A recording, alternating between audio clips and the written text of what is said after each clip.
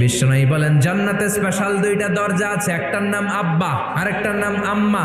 এই দুইটা দরজা আমাদের ঘরে আছে না নাই?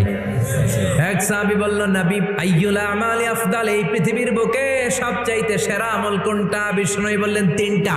এক নম্বরে আসসালাতু ফি ওয়াক্তিহা, সময় মতো নামাজ, আজান হওয়ার সাথে সাথে নামাজ পড়বা, এর চেয়ে ভালো কাজ আর নাই, ঠিক কিনা? দুই নম্বরে বিররুল ওয়ালিদাইন, মাতা পিতার খেদমত করা। তিন নম্বরে আল জিহাদু ফি সাবিলিল্লাহ, আল্লাহর রাস্তায় জিহাদ করা।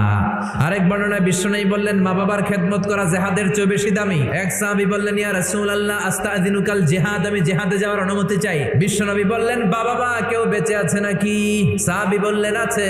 বিশ্বনবী বললেন, যাও ঘরে ফিরে যাও, ফাফিহিমা ফাজাহিদ, বাবা মার খেদমত করো, বাবা মার খেদমত করলে ঘরে বসেই জিহাদের সওয়াব পাবা। কি নেয়ামত চিনি না আমরা, বুঝি না, যতদিন থাকে ততদিন বুঝি না। বটবৃক্ষ